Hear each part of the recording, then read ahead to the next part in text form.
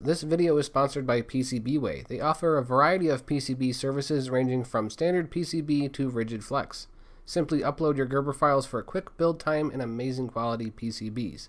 In addition to PCBs, they also offer CNC, injection molding, and 3D printing services, which I'll definitely be using in the future. Definitely check out their website, and thank you so much PCBWay for sponsoring my channel.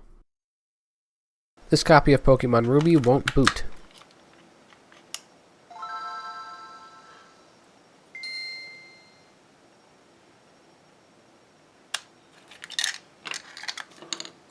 There's a few spots of corrosion that are causing broken connections on the PCB, so let's go ahead and clean that up.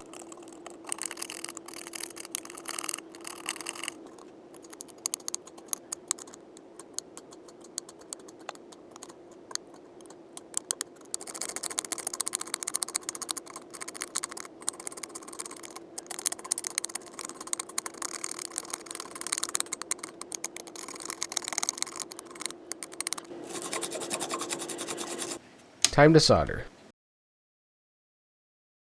We'll be using the freshly exposed copper to bridge these broken traces. First, I'm going to start by tinning all the copper I'll be using.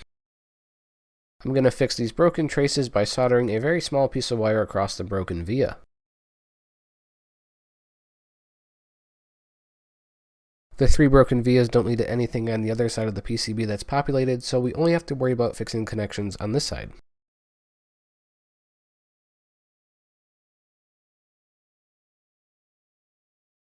These vias are being used on the other side of the PCB, so in order to fix them, I'm going to thread some very fine wire through them and solder it on both sides.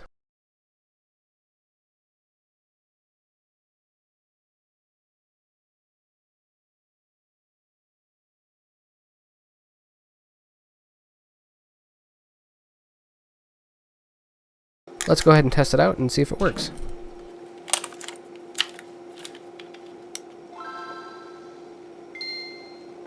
Good enough for me. Now into the spicy bath. Now we can solder in a new clock battery. To protect the exposed copper, I'm going to slap on some conformal coating.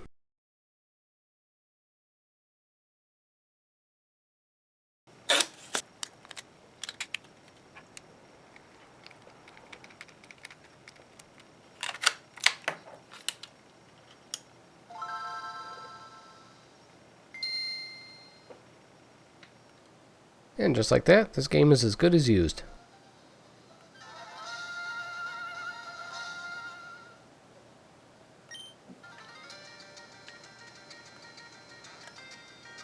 This repair is brought to you by PCBWay. Thanks to their support of my channel, I'm able to repair all of these games for free. Check out PCBWay for all your PCB, 3D printing, and CNC needs. Thank you so much for watching, and I'll see you next time.